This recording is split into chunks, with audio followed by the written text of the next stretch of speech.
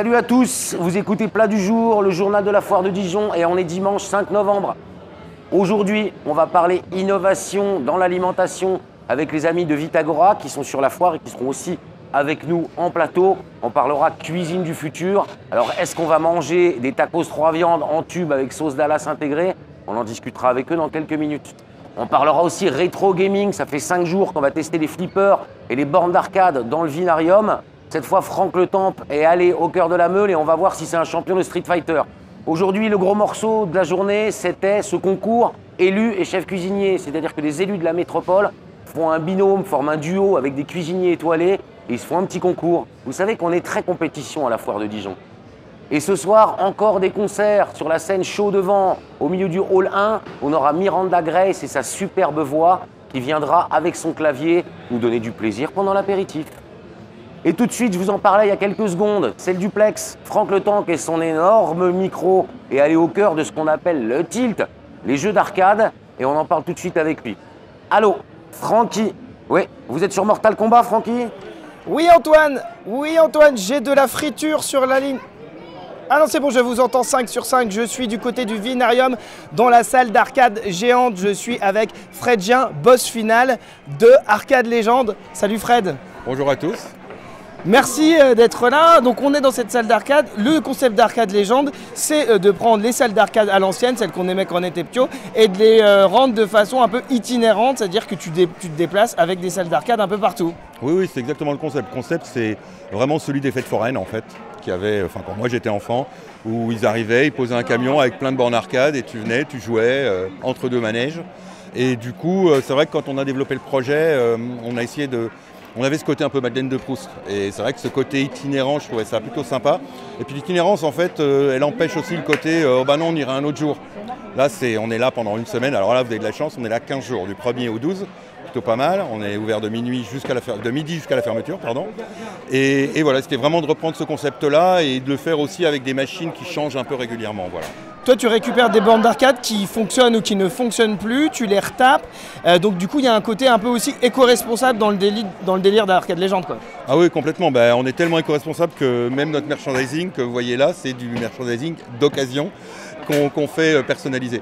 Mais oui, au niveau des bornes, en fait, toutes les bornes vintage, en fait, c'est des bornes qu'on retape avec des composants qu'on ne trouve plus aujourd'hui, en fait.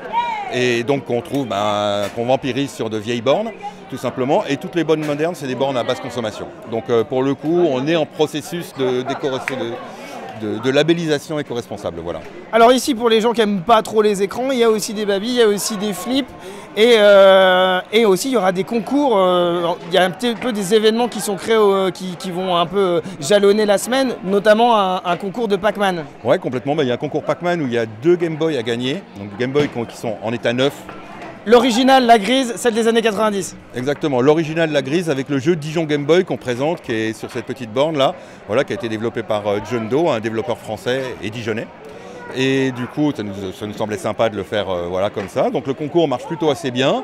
Et puis à côté, ouais, on propose aussi bien du baby-foot, donc qui est vraiment du jeu, du jouer ensemble, on va dire, que de la borne, même en jeu vidéo, on a une borne 4 joueurs qui est un petit peu derrière nous, la japonaise, du flipper, enfin voilà, on a absolument de tout. Et puis en fait, on est un petit peu le chemin sur les nocturnes quand les gens viennent pour les soirées risques ou viendront pour les Beach Monsters.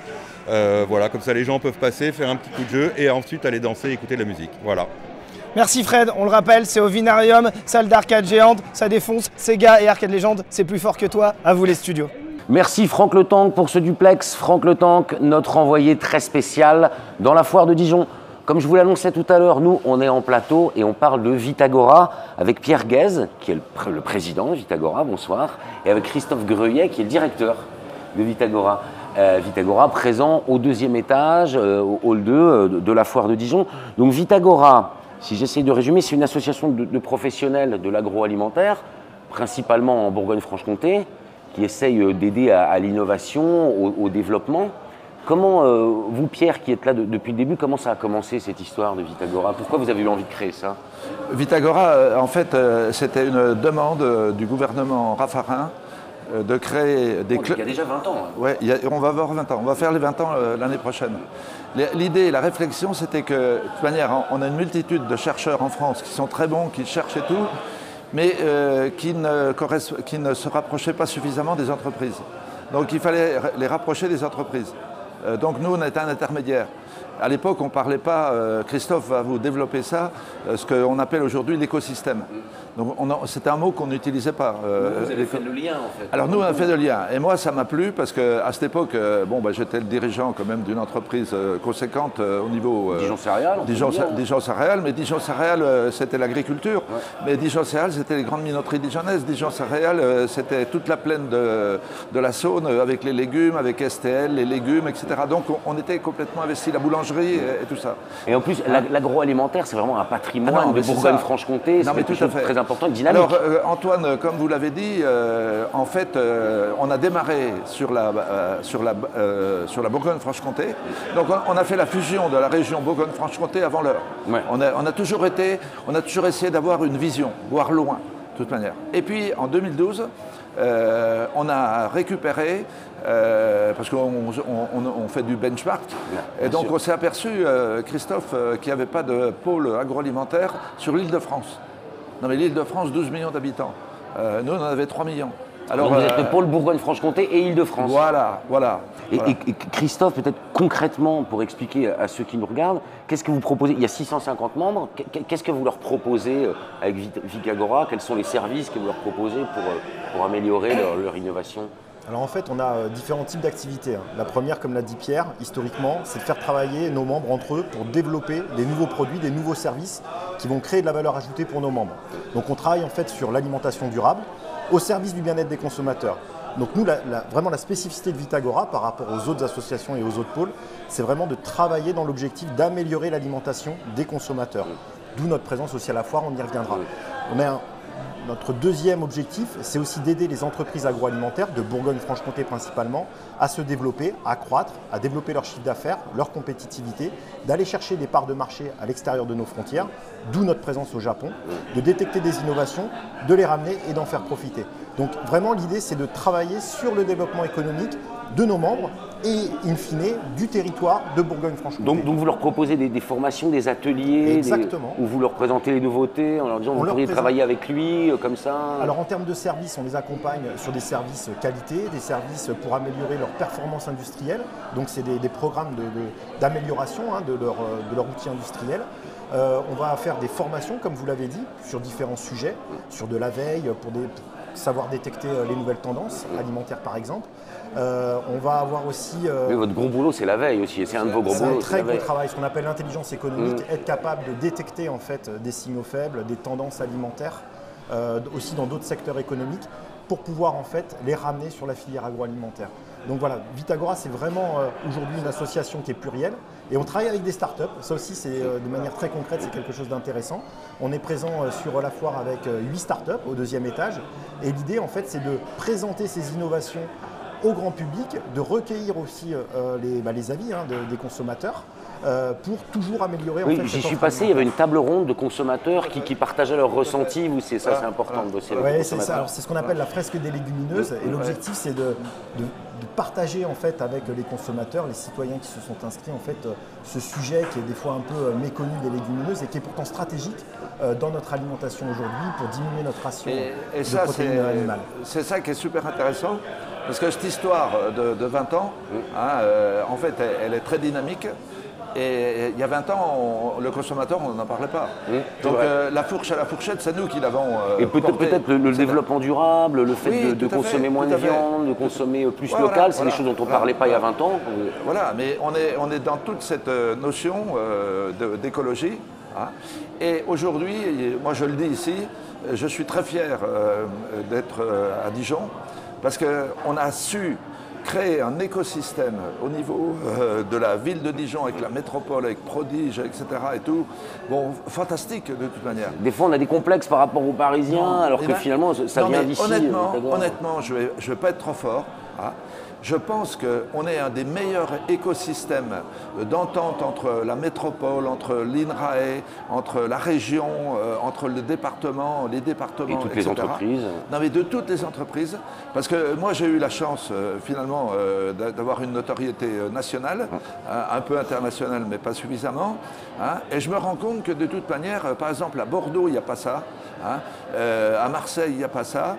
Et ça fait du bien d'être tête de pont en tant que Bourguignon. Et donc, il faut qu'on peut flatter notre amour-propre de Bourguignon franc-comtois et que de toute manière, on a beaucoup d'atouts en main pour développer notre région et en faire un des leaders de l'agroalimentaire. Et on avait lancé l'idée de dire qu'il fallait qu'on fasse la Silicon Valley de l'agroalimentaire. C'était ma prochaine question. On a vu passer ça il y a quelques mois. Vous vouliez faire de la Bourgogne-Franche-Comté la Silicon Valley de l'agroalimentaire. Exactement. Qu'est-ce que ça veut dire? Eh bien, pour moi, la Silicon Valley, c'est une réussite incontestable du développement d'une région, la Californie, qui est devenue l'équivalent d'un pays au niveau PIB, etc. et tout ça. Et moi, je suis convaincu, même si on a une petite région, on a tellement d'atouts, de toute manière, en Bourgogne-Franche-Comté. Par exemple, dans ce métier de l'agroalimentaire, l'atout du comté, il est unique. Le comté, on ne va pas raconter l'histoire. C'est juste un exemple parmi tant d'autres, mais il y a les vins de Bourgogne qui aujourd'hui montent en flèche, etc. Et ça, on a cette chance-là. Et puis, à partir du blé, on a une industrie agroalimentaire aujourd'hui, de pain, etc., très important d'ailleurs. Et Vitagora, vous aussi, vous soutenez les startups, on en parlait tout à l'heure. Là, sur la foire, vous avez organisé un concours de startups innovantes. Comment ça se passe? Tout à fait. En fait, on a eu l'idée justement de travailler sur une offre alimentaire innovante qui soit bonne pour la planète et bonne pour les consommateurs, donc avec moins de gaspillage, plus d'usage de légumineuses, aussi le sujet de l'upcycling, donc du recyclage. Et en fait, on a eu 52 dossiers de candidatures de start-up. On en a sélectionné 8 qui ont fait le concours hier et 3 en fait ont reçu un prix. On peut peut-être les nommer. Oui, donc le premier prix a été remis à Vieille Graine, le deuxième a été remis à Greenspot Technologies et le troisième à Grindose. Donc ce sont des startups qui travaillent sur l'usage de légumineuses ou pour Vieille Graine qui a reçu le premier prix sur des graines anciennes qui permettent en fait d'être meilleures pour l'environnement et meilleures pour leur santé dans la fabrication par exemple de pâtes. Voilà, donc c'est des sujets totalement intéressants. Puis il y a d'autres startups aussi intéressantes comme Mium qui développe des cookies assez intéressants, Nutri-Score B, donc très bon pour la santé, la préservation du capital santé, pour les enfants, donc avec moins de sucre, et qui utilise donc 20% de purée de pois, donc des légumineuses. Donc voilà, donc des choses très intéressantes. Moi j'invite vraiment tous les visiteurs à venir nous rencontrer, à venir tester ces produits. Voilà, c'est gratuit. On recueille l'avis également pour toujours pouvoir s'améliorer un peu plus. Donc voilà, c'est une offre assez intéressante et on a de très bons retours justement des consommateurs qui sont ravis de pouvoir échanger avec ces startups. C'est l'alimentation du futur. L'alimentation du futur. Merci beaucoup d'être passé en studio nous voir. Merci à vous. C'est nous, merci. Et puis très bonne foire.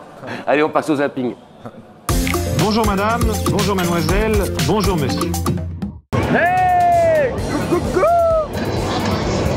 Moi je suis le mec qui arrive dans la boulangerie. Bora mais papai. Chama!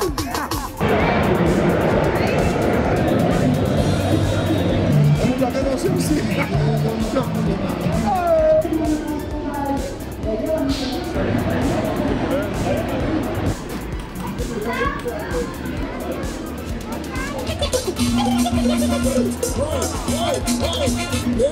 Le jus arrive, le jus arrive.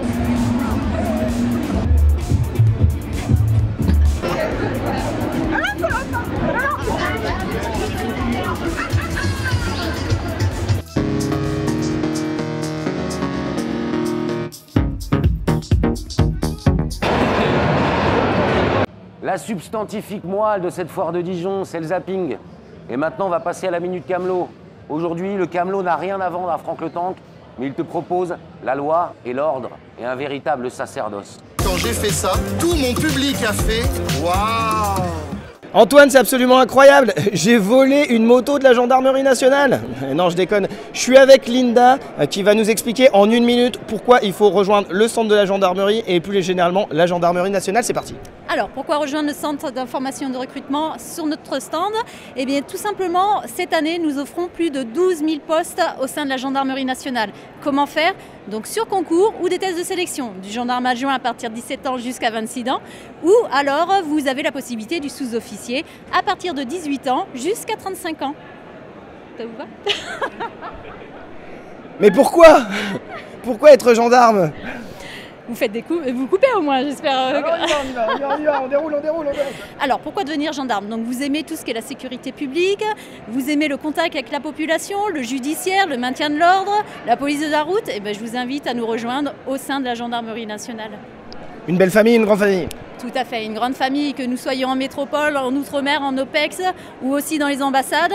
Vous avez toujours la possibilité de vous retrouver au sein de la gendarmerie, que ça soit sur le, je l'ai déjà dit, sur le territoire national ou... 1 minute, c'est parfait Linda. La gendarmerie nationale, j'achète. La loi, c'est moi. Bon, je serai plus jeune, je m'engagerai. Voilà. Nous, on va passer à la météo. Polo va vous donner des indices et va vous dire quoi faire demain sur la foire de Dijon. Il y a le ciel, le soleil et des cacahuètes. Salut à tous mes petits poulets Gaston Gérard, merci de nous retrouver pour ce nouveau bulletin météo ici en direct de la foire de Dijon. On fait un petit point météo parce que là on est bien en vigilance orange, il y a du brouillard partout, on ne sait plus très bien où on met les pieds après la soirée d'hier soir, mais vous inquiétez pas, on va passer les intempéries ensemble très tranquillement. Alors aujourd'hui, quelles sont les prévisions pour le lundi 6 novembre? Alors déjà on va revenir à la normale, on ouvre à 10 h, on ferme à 20 h 30 et puis on fêtera la Saint-Pâtisserie. Alors toute la journée c'est l'école des métiers de Dijon qui sera là pour 2 événements. Alors à 11 h on a le concours de dressage de buffet et à 14 h c'est le grand moment, le concours de pâtisserie en round. Ça va mettre des crochets de crème pâtissière, on va riposter avec un bon kick de pâte d'amande. Ça va se passer là où il y a tous les shows de cuisine, c'est l'espace complètement toqué toute la journée. Demain, c'est un peu les JO de la boulangerie parce qu'on a 3 compétitions. On a la compétition de la meilleure baguette de tradition française, la meilleure galette des rois et aussi une pain party. Alors vous inquiétez pas, tout ça est encadré par des arbitres accrédités et internationaux. Tout ça, ça se passe quand et où? C'est de 11 h 30 à 17 h à l'espace des showman, c'est l'espace chaud devant. Demain, cette météo, elle dépasse aussi un petit peu les frontières parce qu'on se donne rendez-vous en Roumanie et en Italie. Il y a les villes de Cluj et de Reggio Emilia qui sont jumelés avec Dijon et qui vont nous présenter leurs plats typiques. Ça se passe où? Ça se passe à Expérience Foire de 10 h à 20 h. Demain, un autre voyage de prévu. On part en petite classe verte. On va aller voir du côté des chapiteaux pour notre salon de l'agriculture version Dijon. On va aller voir de la belle vache, de la belle poule. Ça se passe vers la ferme Côte d'Or, ici à la foire de Dijon. Et parce qu'on sait qu'en vrai, les lundis c'est jamais très fun, vous allez pouvoir vous déchaîner près du collectif d'électro-dijonnais Risque. Ça se passe à l'espace chaud devant, c'est eux qui ferment la soirée à 20 h 30 et comme ça on rentre et on est content. On se laisse avec une petite citation avant de se retrouver demain, après l'effort, le Roquefort. Allez, à demain pour un nouveau bulletin météo. L'alcool est dangereux pour votre santé. L'alcool c'est maximum 2 verres par jour et pas tous les jours. Merci Polo, maintenant on sait ce qui se passe et ça c'est grâce à toi tous les jours dans Plat du jour, l'émission, le JT, le journal de la foire de Dijon. On se retrouve demain sur la foire et nous à 18 h sur tous les réseaux sociaux pour les rubriques, les interviews, le plateau et aussi sur la chaîne YouTube de Dijon Bourgogne Event. À demain.